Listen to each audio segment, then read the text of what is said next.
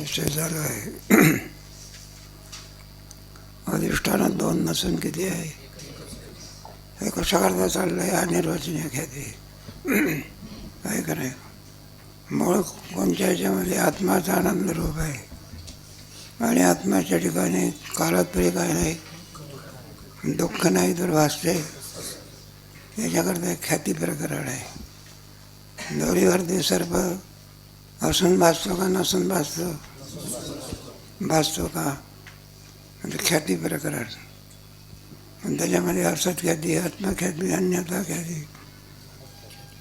पुढे पुढे शेवटची कोणती? अनिर्वचनीय म्हणजे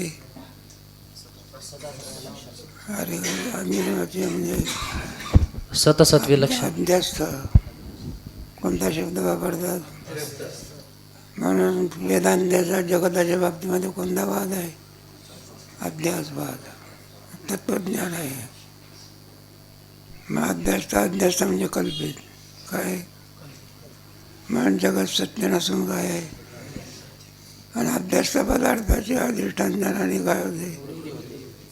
माझा दोरीवरचा सर्व सत्य आहे का अध्यस्त आहे? त्याचे दोन प्रकार, ज्ञानही अध्यस्त आणि पदार्थही. आणि त्याला अधिष्ठान कोण आहे? तेव्हा अधिष्ठानाचा विचार.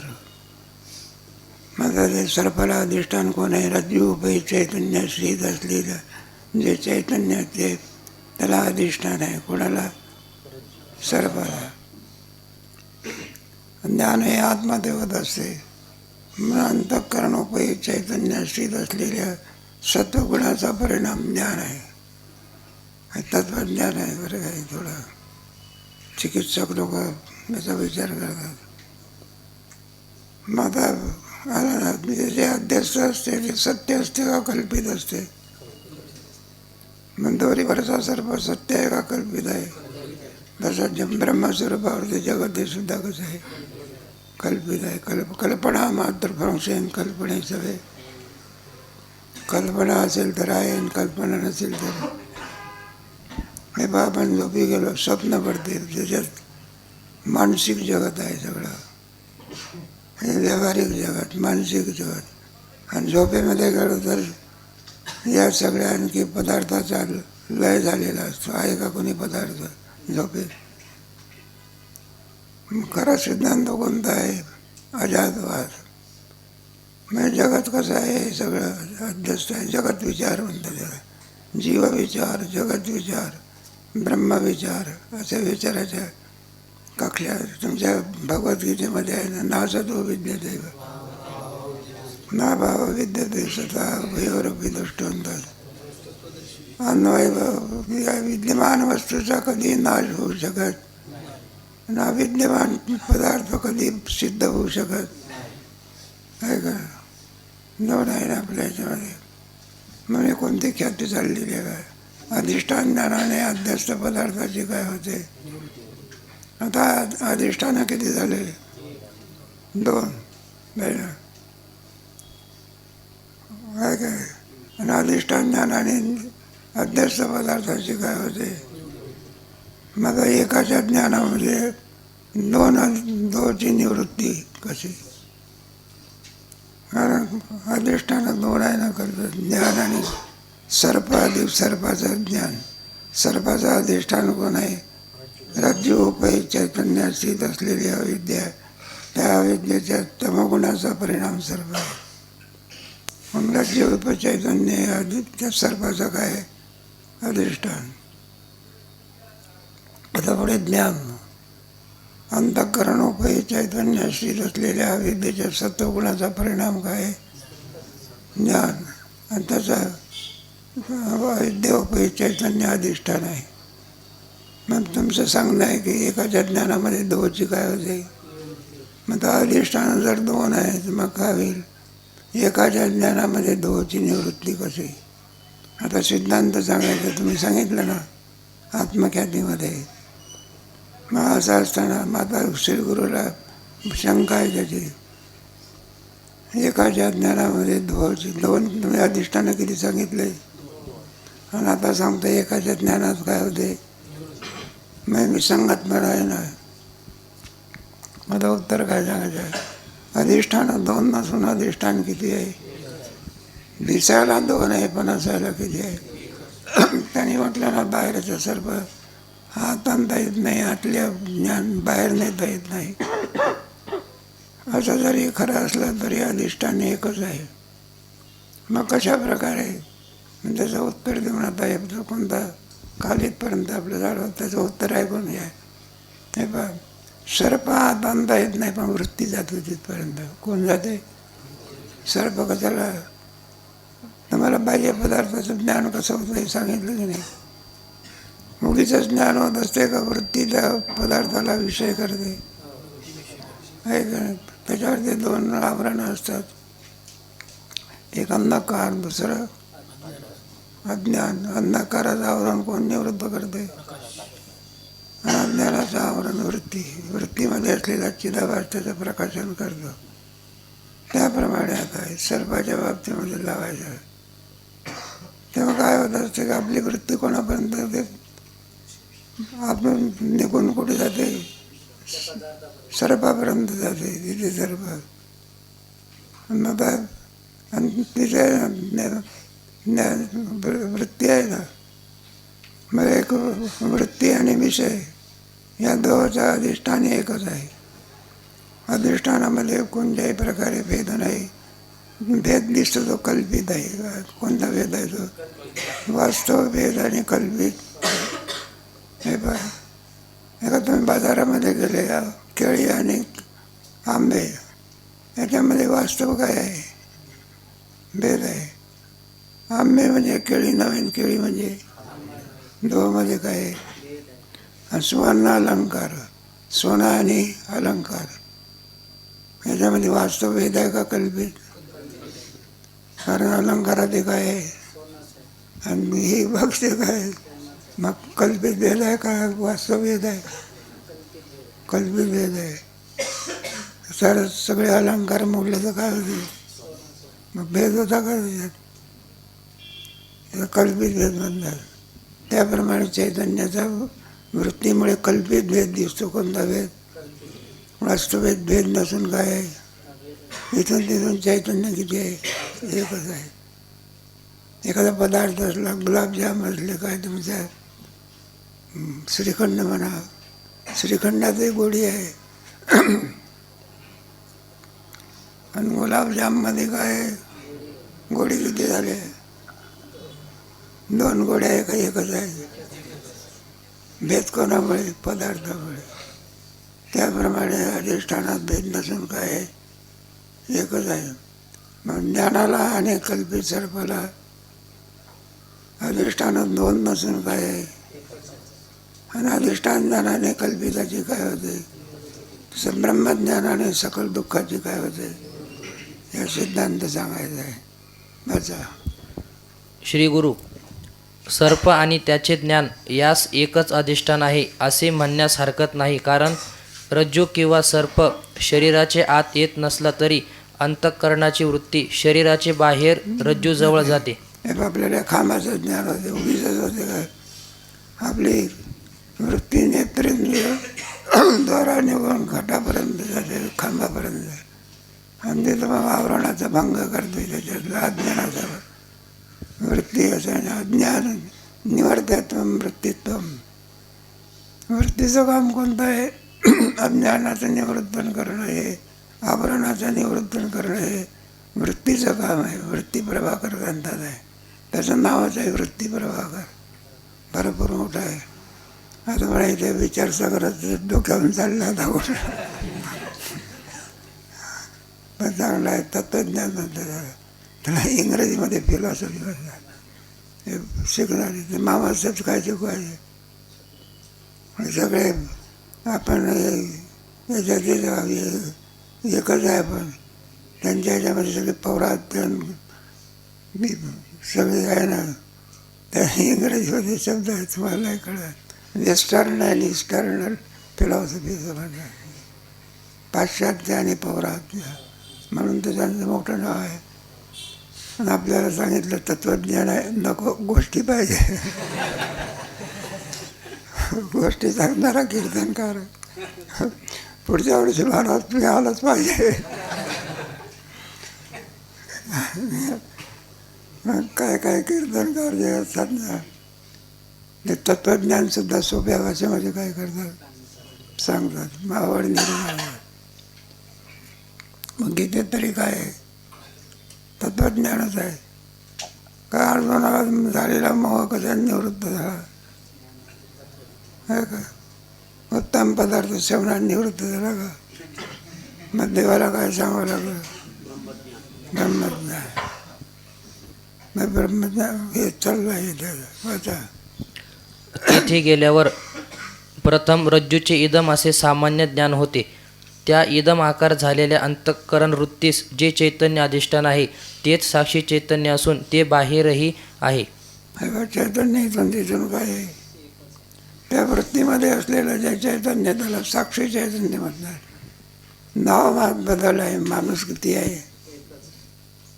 एकाच नावाला एकाच माणसाला दोन नावं असते. मामा म्हटलं तरी तोच येतो, गोविंदा म्हटलं तरी आहे का? दोन रस्ते एखाद्या गावाला जात असेल, गावाकडे दोन गावं येत असते का एकच गाव? त्याप्रमाणे मग त्याला रज्जूपय चैतन्य म्हटलं काय आणि अंतःकरणोपय चैतन्य म्हटलं काय? उपाधीमुळे त्याचा भेद आहे. एरवी त्याच्यामध्ये भेद नाही. पुढे त्या इदमाकार अंतःकरण वृत्ती उपहित साक्षी चैतन्याश्रित जी अविद्या तीच सर्प आणि त्याचे ज्ञान या दोन्ही रूपांनी परिणाम पावते. हे बघ, अविद्येचंच कार्य आहे. सर्प आणि सर्पाचं ज्ञान कोणाचं कार्य आहे? अविद्येच्या सत्वगुणाचा परिणाम ज्ञान आणि अविद्येच्या तमोगुणाचा परिणाम सर्प. अविद्या त्रिगुणात्मिक आहे. सत्वम रजस्तम इति गुणा प्रकृती संभार. सत्वाचं कार्य कोणतं, रजाचं कार्य कोणतं, तमाचं कार्य कोणतं हे तुम्हाला 5व्या तरंगात सांगू. आता 4थ्या तरंगामध्ये जाईल पुढे. त्या अविद्येतील तमोगुण सर्पाचे उपादान व सत्वगुण सर्पज्ञानाचे उपादान आहे. वृत्ती शरीराचे बाहेर रज्जूचे ठिकाणी गेले आहे म्हणून वृत्ती उपहित चैतन्यही बाहेर आहे. म्हणून वृत्ती उपहित चैतन्य हेच काय आहे? कारण आहे. तेच त्याला कारण आहे. अधिष्ठानाशिवाय अध्यस्त पदार्थाची सिद्धी भ्रम होण्याकरता अगोदर दोरी असावी लागते. दोरी नसेल तर भ्रम होऊ शकत. तसं ब्रह्मावरती या संपूर्ण जगताचा काय होतं? दोरीवरती सर्पाचा काय होतं? दोरीच नाही तर होईल काय? अगोदर अधिष्ठान असावं लागते. काय असावं? ज्या अर्थी चित्रवित्र जगत आहे त्याला कोणी ना कोणीतरी अधिष्ठान असलं. विना अधिष्ठानाशिवाय अध्यस्त काय? निर्दिष्ठान हो कुतो प्रभा. अधिष्ठान नाही तर भ्रम होईल कसा? पुढे जितके अंतःकरणाचे स्वरूप तितके साक्षीचे स्वरूप असते. कारण अंतःकरण किंवा त्याची वृत्ती यास जे अधिष्ठान चैतन्य त्यास साक्षी ही संज्ञा आहे. चैतन्य सर्वत्र आहेच आहे. अंतःकरण वृत्ती रज्जू देशाचे ठिकाणी बाहेर गेले आहे म्हणून वृत्ती उपहित चैतन्यही बाहेर आहे. कोण कारण आहे?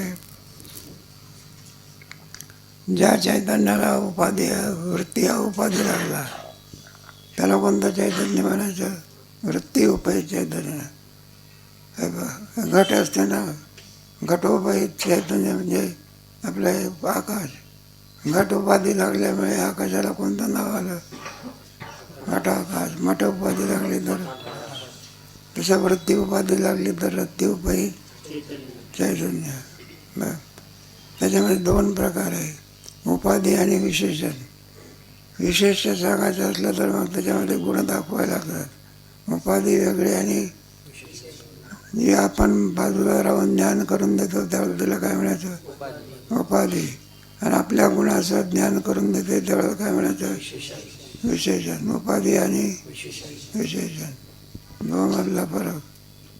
पुढे त्यामुळे ते सर्पाचाही आश्रय आहे आणि ज्ञानाचा तर आश्रय आहेच. याप्रमाणे आत्मख्याती न मानताही साक्षी चैतन्य सर्प व त्याचे ज्ञानास अधिष्ठान आहे असे म्हणण्यास हरकत नाही. साक्षी चैतन्य हे सर्व कल्पित पदार्थाला काय आहे का? दोरीवरचा सर्प दोरीवर आहे का तुमच्या कल्पनेत आहे? बाहेर का दिसतो ते तो प्रश्न द्या सोडून. मग तो तुमच्या कल्पनेमध्ये आहे. आणि त्याचा बाधही कशा कोणत्या सर्पाचा होतो? कल्पनेच्याच. तुम्हाला कळलं ना, सर्वांना सर्प प्रतीचेला येतो का ज्याच्या ठिकाणी कल्पना असेल त्याला जशी जशी कल्पना असेल तशी तशी प्रतीची येते. कोणाला दंड भासतो, कोणाला फुलाची माळ भासते, कोणाला एखाद्या चवाटपुऱ्याने देहधर्म करून गेला असेल. दोरीवर ते काय होतं तो. मग एका याच्यावरती सत्य पदार्थ भासत असतात का?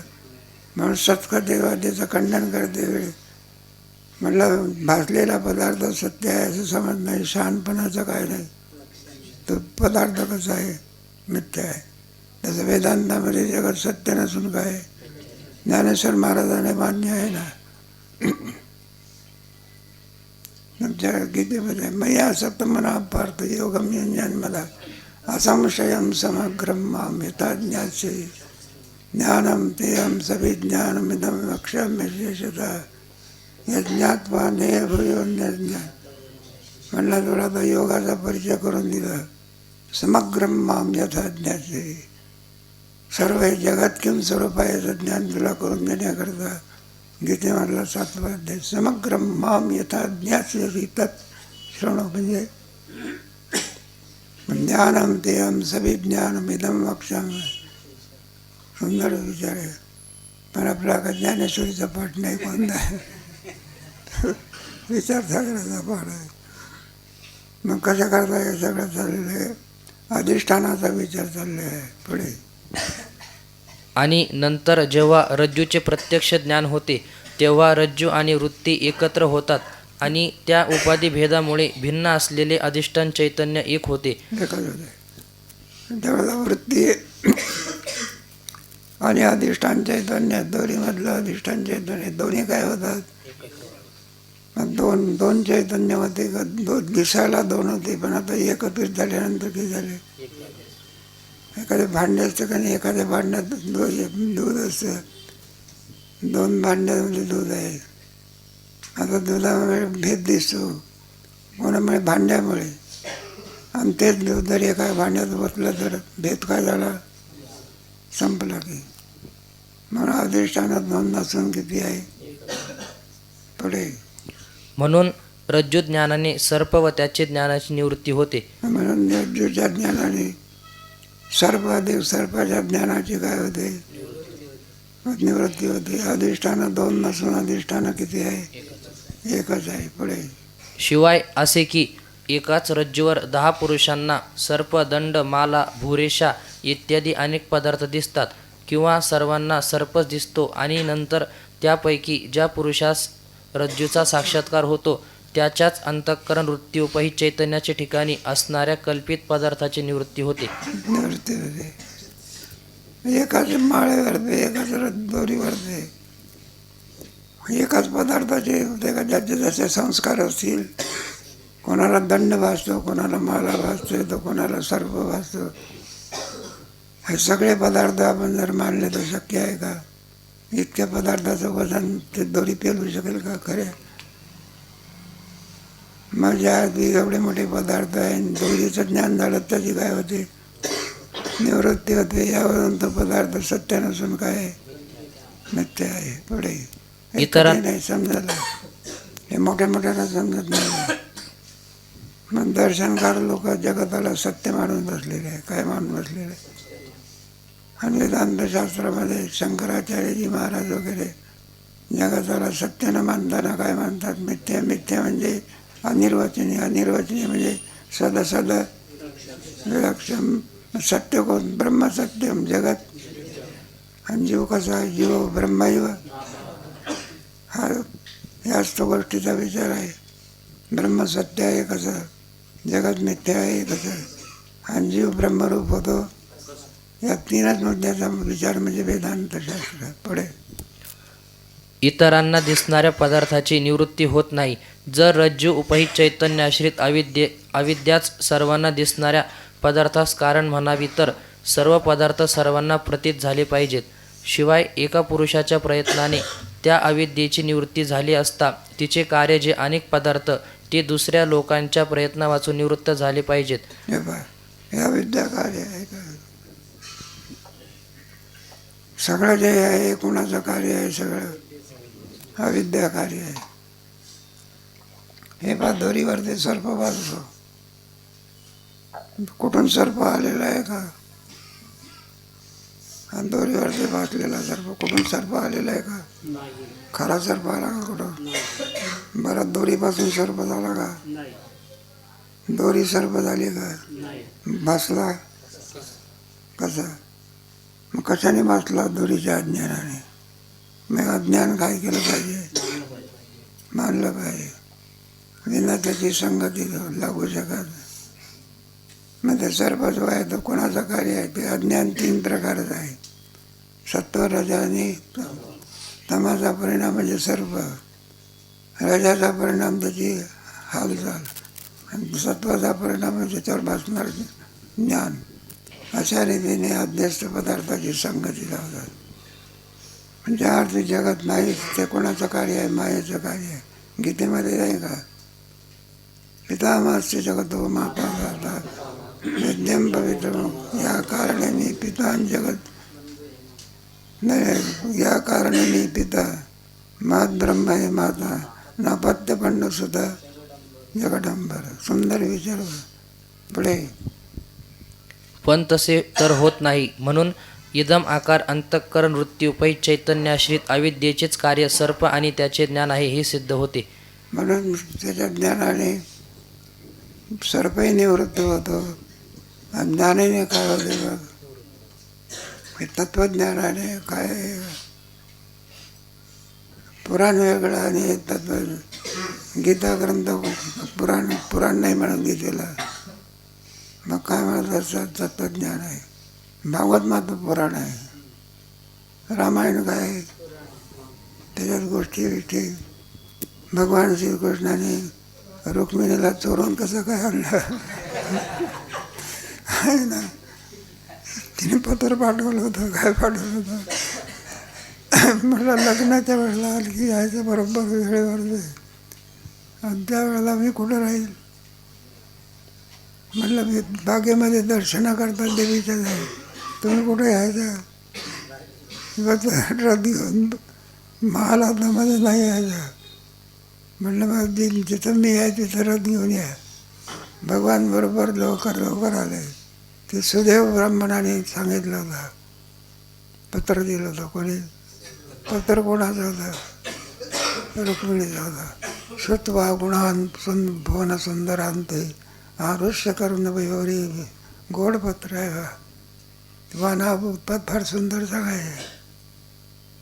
मग देवाला सुद्धा इतकी लगबग झाली लग्नाची, काय विचारू नका. कशाचाच विचार केला नाही. ब्राह्मणाला सुद्धा या बसला असं म्हटलं नाही. ब्राह्मण देखील उडी मारून बसला. मग ते बरं का इतक्याच जोरात रथ चालला तर रथाच्या खाली ब्राह्मण पडला.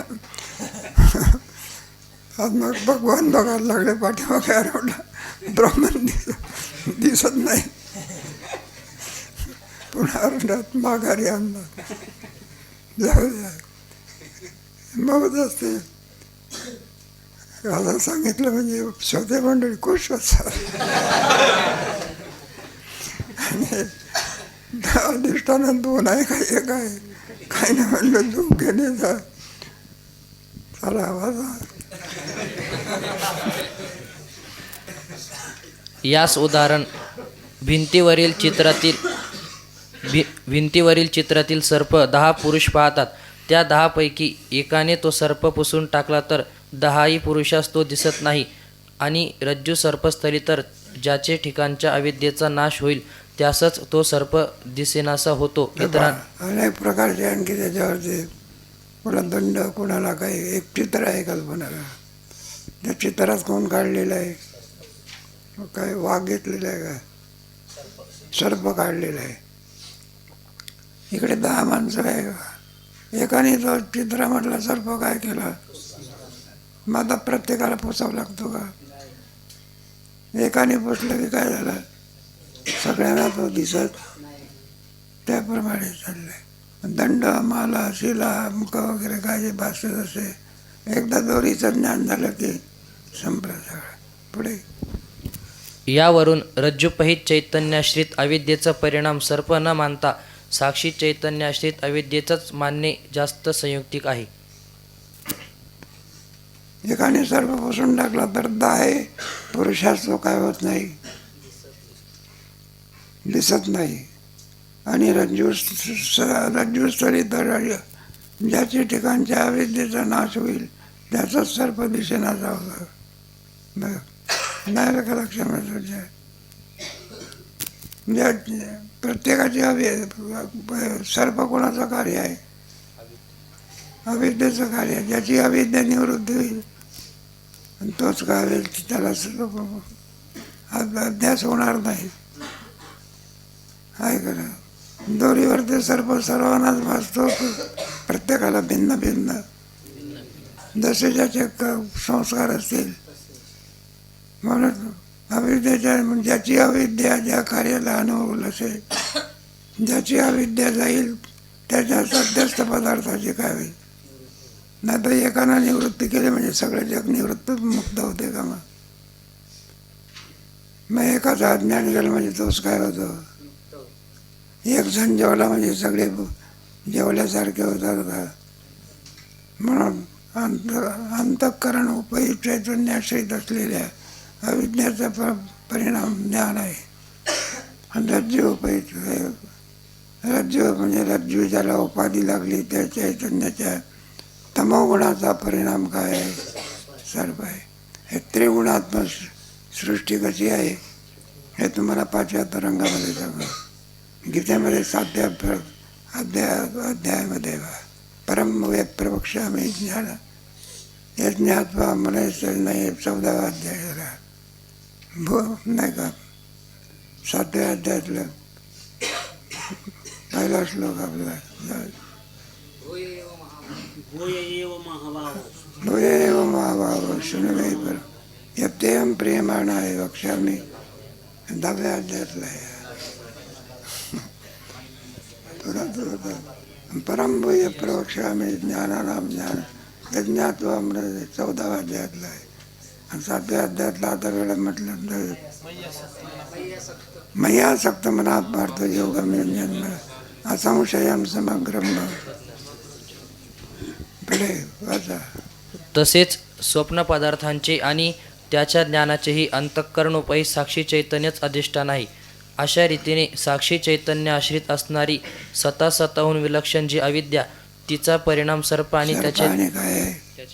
आता 2 अधिष्ठानं नाही, अधिष्ठानं किती? मग सांगायचं अंतःकरण उपयोग चैतन्याश्रित असलेल्या अविद्येचा परिणाम सर्प आहे. अधिक सर्पाचं काय आहे? ज्ञान आहे. म्हणलं कशावर? तर जरी आणखी ज्ञान आत होत असला तरी अंतःकरणाची वृत्ती कुठेपर्यंत जाते? काय आत नसलेली वृत्तीच कुठे जाते? मग अधिष्ठानं 2 राहतील की 1 राहील?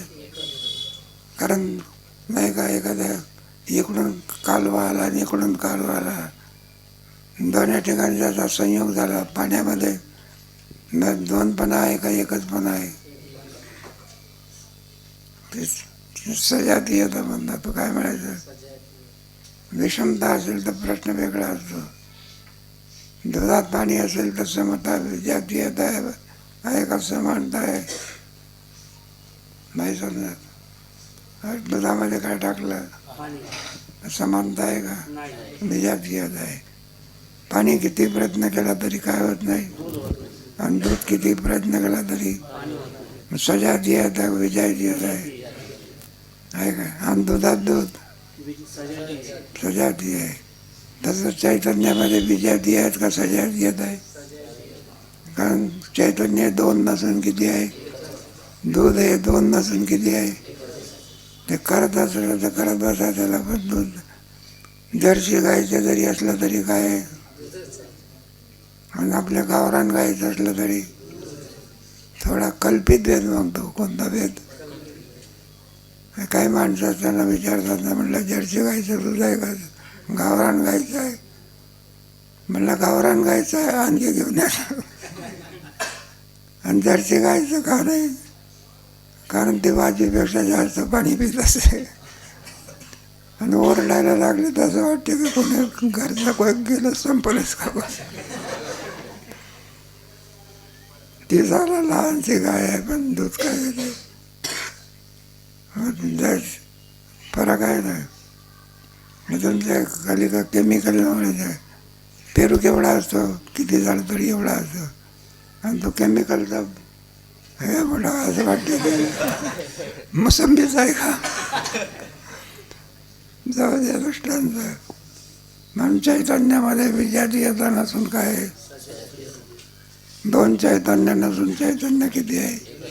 म्हणजे एकच चैतन्य कल्पित पदार्थाला काय आहे? आणि अधिष्ठान ज्ञानाने कल्पिताची काय होते? तसं ब्रह्मज्ञानाने सकल दुःखाची काय होते? आणि आत्मा किम स्वरूप आहे. म्हणून मोक्षामध्ये आल्या लक्षामध्ये सकल दुःखाची निवृत्ती, परमानंदाची दोन्ही सांगितले ना तुम्हाला. आत्माचा आनंद कसा स्वरूप आहे हे पहिला प्रश्न, आणि दुसरा सकल दुःखाची निवृत्ती. म्हणजे अधिष्ठान ज्ञानाने कल्पिताची काय होते पुढे. अशा अनिर्वचनीय सर्पाची प्रतीती आणि कथन तिला अनिर्वचनीय ख्याती म्हणतात. येथ पावे तो अनिर्वचनीय ख्यातीचे वर्णन झाले. एवढे मोठे आतापर्यंत कोणते ख्याती सांगितली? ही भरपूर सांगितली. आणि बाकीचे ख्यात्याने आपल्या सॅम्पल म्हणून सांगितलं. नाही तर सांगता म्हटलं असताना ते महिनाभर चाललं असतं. इतके लोक ते काय वेळे आहे का, ज्याने ते ख्याती मानलेली आहे, सिद्ध करून दाखवलेलं. आज नाही आहे का नाही सुद्धा सांगितलं. तिथला सर्प कुठे दाखवतो? सिद्ध करून दाखवलं आहे. पण सर्व या लोकांची मतं वेदांतशास्त्राने काय करून टाकले? खंडित करून टाकले. एकच आहे. तर असं आतापर्यंत म्हणजे ख्याती प्रकरण कशाकरता सांगितलं? असं सर्पाचे काय घेणं देणं आहे का आपल्याला? नसून बसते त्याचं ब्रह्मस्वरूपाच्या ठिकाणी जगत नसून भासते का?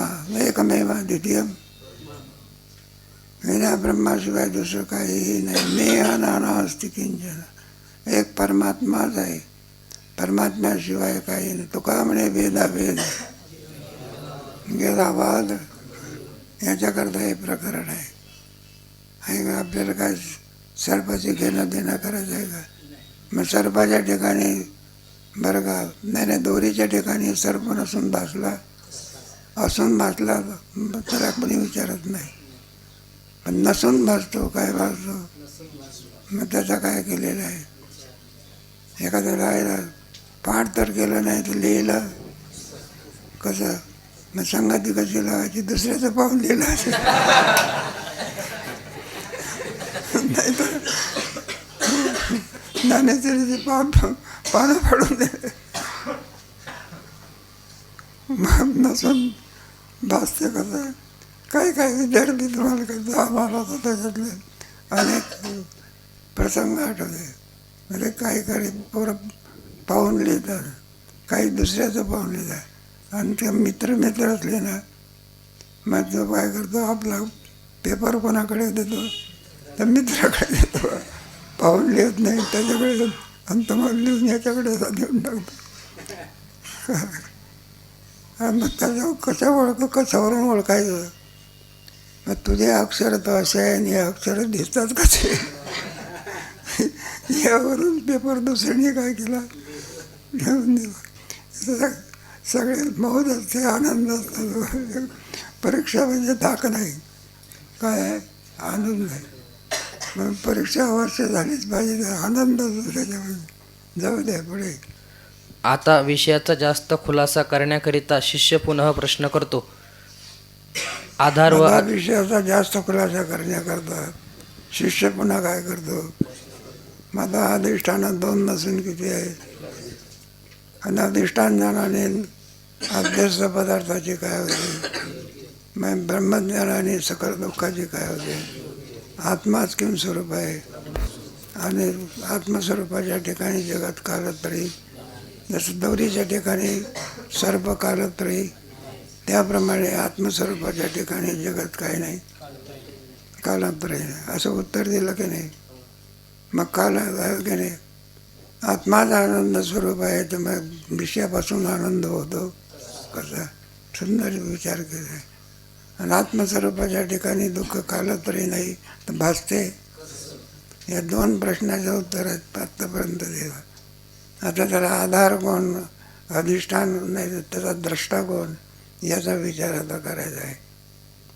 आणि दोरी सर्पाला दोरी काय आहे, मग आधार आहे ना, नाही का, त्याचा द्रष्टा कोण. सुंदर विचार आहे, वाचा की. आधार व अधिष्ठान यातील भेद. शिष्य महाराज, या अपार जगताची ज्या अविद्येमुळे प्रतीती होते त्या जगतास आधार कोण, हे कृपा करून सांगा. आता तत्वज्ञान. आतापर्यंत कोणती ख्याती सांगितली, 2-3 ख्यात्या होऊन गेले की 4-5 कोणत्या आहे. एक असत ख्याती, पुढे आत्मख्याती, अन्यथा ख्याती, अख्याती, सत्ख्याती, पुढे शेवटची असत ख्यातीवादी म्हणतो दोरीवरती काय नाही, असत आहे. असत आहे म्हणजे कालांतरी त्याचा काय आहे, अभाव आहे. कोणाप्रमाणे, वंद्यापुत्राप्रमाणे. मग वंद्यापुत्राप्रमाणे तर वंद्यापुत्र भासत असतो का, मग वंद्यापुत्र तर काय होत नाही, भासत नाही. मग तुझ्या दोरीवरती सर्व भासतो. मग तुला असत म्हणायचं आणि पुन्हा काय म्हणायचं, ब्रह्मचारी म्हणायचं आणि पुन्हा सांगायचं मूल माझंच आहे.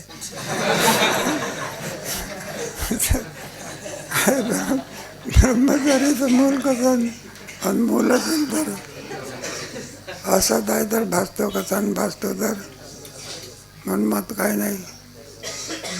मग आत्मख्यातीवादी म्हणतं बरं का, बुद्धी त्याचा काय करते, बुद्धीच भासते. ज्ञानाचं केंद्र कोण आहे, बुद्धी. त्या सर्पाचा काय करते, बुद्धी स्थिर स्वरूपाची आहे का क्षणिक स्वरूपाची आहे. मग सर्प किती वेळ भासला पाहिजे, मग क्षणभर भासतो का दीर्घकाल, त्याचं मत काय नाही.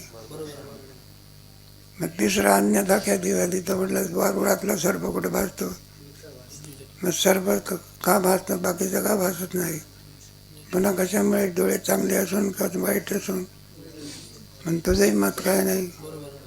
त्याचा भाव म्हणतो दोरीवरच सर्पाचं काय होते. म्हटलं याचाही सिद्धांत वेगळाच आहे की आहे दोरी समजायचं काय. म्हटलं मत कुठे बरोबर आहे का. मग अख्यातीवादी म्हणतो 2 ज्ञानाचं एकच ज्ञान होतं, सामान्य ज्ञानाने एक स्मृती ज्ञान. वृत्तीला एका वेळेला किती ज्ञान होते. मग तुझं मत काय नाही. पुढे कोणता ख्यातीवादी. सगळे जगातच पंचमहाभूतच आहे. मग शुक्तीमध्ये बरं का, शुक्तीचे जसे अवयव आहे तसे रजताचे सुद्धा काय, म्हणून रजत भासतो त्यावेळेला ते कल्पित नसून कसं आहे, सत्य आहे. मग सत्य जर आहे तर ती शिंपला जर हे केली, जाळली कल्पना, मग रजत काय झालं पाहिजे, धातू जळत असतो का, भाकरी जळते, भाकरी बरोबर तवाही जळतो का, भाकरी बरोबर भाकरी का होते, मग तवाही जळतो का, तवा का जळत नाही, तर धातू आहे. धातूला अग्नी जाळू शकत, सोनं किती केलं तरी काय होत नाही. मग तुझा मग सत्यबद्धवादी. मग कोणची ख्याती चांगली आहे. भासलेल्या सर्पाला असत म्हणावं तर भासतो, बरं सत म्हणावं तर निवृत्त होतो. म्हणा सदाहून सतत सदसद म्हणजेच मिथ्या, म्हणजेच अभ्यस्त. मग दोरीवरती भासलेला सर्प सत्य नसून काय? त्याचा ब्रह्मस्वरूपावरती भासलेलं जगत सत्य नसून काय? अभ्यस्त आहे. मग सत्य कोण आहे? ब्रह्म सत्यम जगत जीव ब्रह्मैव. आतापर्यंत दुःखाची निवृत्ती सांगितली. आता पुढे बरं का, जीव ब्रह्मरूप कसा आहे? कोण? ब्रह्मरूप कसा आहे? आता इथून दुसरा प्रकार सुरू होणार आहे. जीव ब्रह्मैव. तेव्हा जो ब्रह्मरूप कसा आहे याचं वर्णन झालं. अजून थोडा प्रकार आहे बा. त्याच्याकरता ते आधार आणि अधिष्ठान याच्यातला भेद सांगतात. आधार कोण आणि अधिष्ठान कोण? ज्याच्यामुळे भासते त्याला आधार म्हणायचं, आणि ज्याचं ज्ञान झाल्यानंतर वस्तूच नाहीशी होते त्याला अधिष्ठान म्हणायचं. वाचत जातात. श्री गुरु. बाबा रे, अजातवादाचे दृष्टीने जगत नाहीच, विवर्तवादाचे दृष्टीने तुझा आत्माच या जगतास आधार आणि अधिष्ठान आहे. त्याबद्दल सांगितलं तर आपल्याला अपार जगताची ज्या अविद्येमुळे काय ते अविद्या माया एकच शब्द आहे. माया म्हटलं काय, प्रकृती म्हटलं काय, अविद्या म्हटलं काय, एकाच्या अर्थाचे वाचक आहे. वेदात्मशास्त्रामध्ये जास्त माया शब्द आलेला आहे, प्रकृती शब्द आलेला आहे, अविद्या शब्द कमी आलेला आहे. दैवेच्या गुणवयी मम माया मामेव ये प्रपद्यन्ते प्रकृतीं पुरुषं चैव विद्यनाति. प्रकृती शब्द आहे. मग आता हे सगळं जगत भासते बरं का, त्याची प्रतीत येत असते. या जगताला आधार कोण?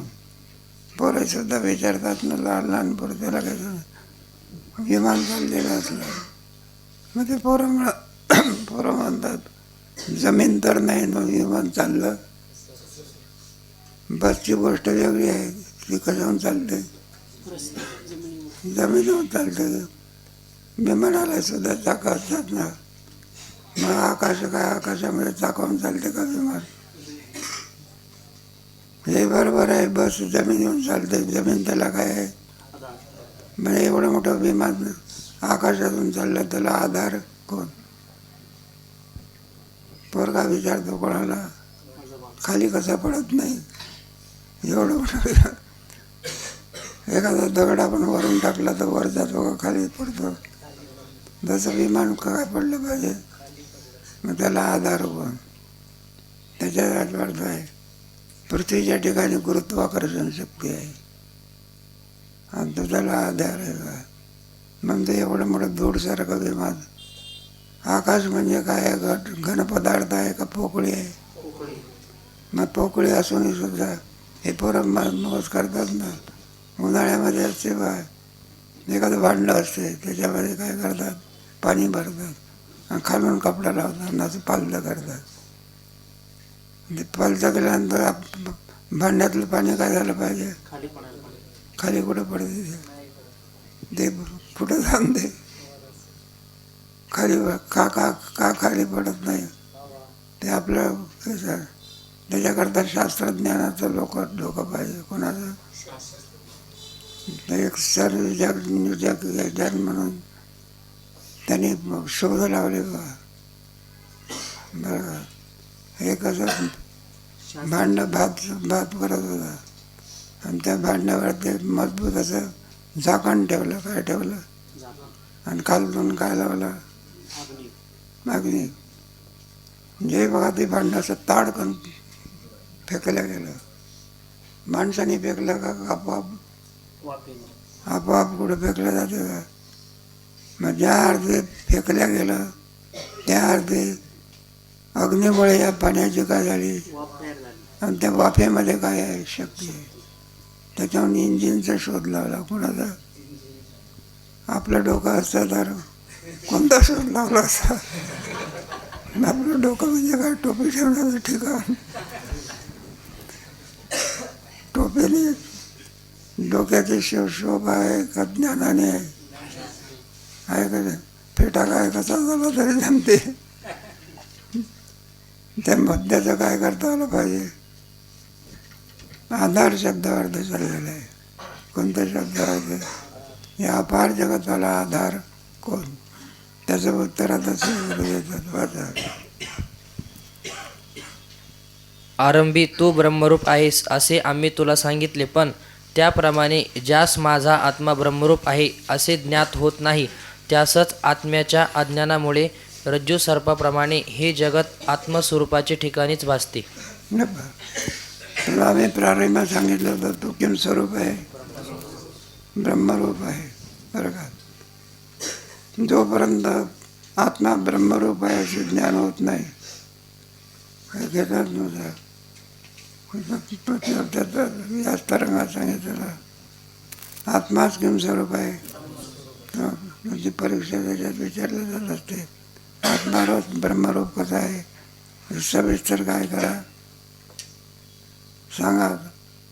चौथ्या तरंगामध्ये याचा काय झाला विचार केला ना. आपण विषयात आनंद नसून कोण आनंद स्वरूप आहे? मग आत्माच आनंद स्वरूप आहे.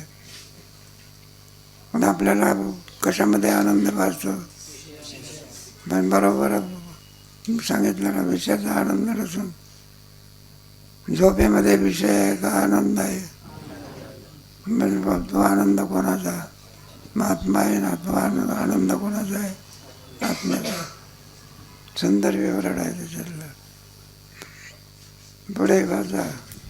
जशी रज्जूच्या अज्ञानामुळे सर्प प्रतीती होते, त्याप्रमाणे आत्म्याच्या अज्ञानाने जगत प्रतीती होते. तुझा आत्मा जगताचा आधार आणि अधिष्ठान आहे.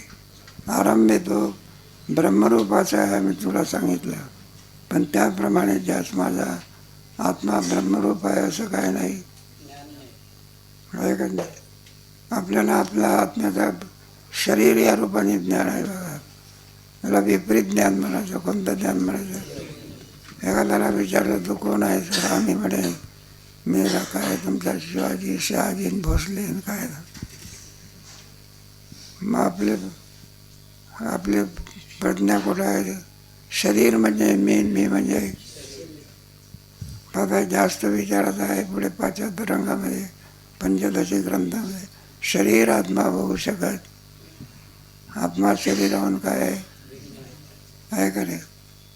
शरीराच्या ठिकाणी अस्ति जायते वर्धते वर्णवते अपक्षीयते हे सगळे धर्म कोणाचे आहेत? आणि आत्म्याच्या ठिकाणी आहे का? न जायते म्रियते वा कदा. नाचणे हा शरीराचा काय? मुक्त जरी पुरुष झाला तरी सुद्धा बोधाने अमर होत असतो. मुक्तचाही सुद्धा देह पडत असतो. म्हटलं मुक्त पुरुष झालेला आणि त्याचा देह पडतो. नाचणे हा देहाचा काय? मग तुम्ही राजा असो का मुक्त असो का काही असो, बरं का, तरुणपण बालपण पुढे म्हातारपण पुढे अपक्षीयतेन पुढे विनश्य. मग अमरत्व कोणाला आहे? शरीराला आहे का आत्म्याला आहे? आत्मा कुठं मरत असतो का? परिच्छिन्न आहे का व्यापक आहे? सुंदर विचार तिथे 2ऱ्या अध्यायामध्ये केलेला आहे का? चांगलं. यत् सांख्ये प्राप्यते स्थानं तत्. नाही एक सांख्य विवेक म्हणतात. तुम्ही ते सांगितलं अज्ञानामुळे आणखी काय होते सर्व पृथ्वी. त्याप्रमाणे आत्म्याच्या अज्ञानाने जगताची काय होते? आता ते अज्ञान 3 प्रकारचं आहे. किती प्रकार? नाही 3 प्रकार. सत्वरज आणि त्याच्यातला सत्वगुण, रजोगुण आणि आधार कोण आहे, क्रिया कोणाची आहे, याचा थोडक्यामध्ये काय करणं. तेव्हा ब्रह्माच्या ठिकाणी असलेला सद्रूप, चिद्रूप आणि ते सद्रूप काय आहे? आधार आहे का? कोणतं रूप? सद्रूप काय आहे? माती आहे म्हणून घट आहे. मातीच नाही तर मग घटाला आधार कोण आहे? माती. आणि त्याचं प्रकाशन करणारा कोणता गुण आहे? चिद्रूप म्हणतात. सद्रूप पुढे आणि त्याच्यामुळे आपल्याला आनंद होतो त्याला म्हणायचं सत्वगुण. सद्रूप, चिद्रूप आणि सद्रूप आधार, चिद्रूप त्याचं काय करतो प्रकाशन, आणि सत्वगुण आनंद देतो. क्रमाक्रमाने सांगायचे वाचा. मागे एका पक्षात रज्जुपहित चैतन्याश्रित अविद्येने आणि दुसऱ्या पक्षात साक्षी चैतन्याश्रित अविद्येने सर्प भासतो आणि सर्पास अधिष्ठान चैतन्य आहे, रज्जू नाही असे जरी सांगितले आहे तरी चैतन्यास अधिष्ठानत्व येण्यास रज्जू ही उपाधी आहे. म्हणून लवकर लक्षात येण्याकरिता स्थूलदृष्टीने वरील विवेचनात रज्जू अधिष्ठान म्हटले आहे. कशाचा चाललेला आहे आधार कोण? सद्रूप हे काय आहे आधार, चिद्रूप त्याचं काय करतो प्रकाशन करतो, आणि सत्वगुण आनंद स्वरूप आहे. मृत्यू काय म्हणून घट आहे, मृत्यू का नसेल तर आणखी पुन्हा याचा विचार केला, त्याचा विचार कधी करू. आता इथे कोणती ख्याती संपले. जीव ब्रह्मैव ना परा, जीव ब्रह्मरूप कसं आहे महावाक्य विचार, त्याचा विचार चालणार आहे. पुढे या तरंगात शेवटपर्यंत जीव हा जीव नसून किम स्वरूप आहे हा विचार चांगला विचार आहे. त्याचा विचार कधी विचार चांगला.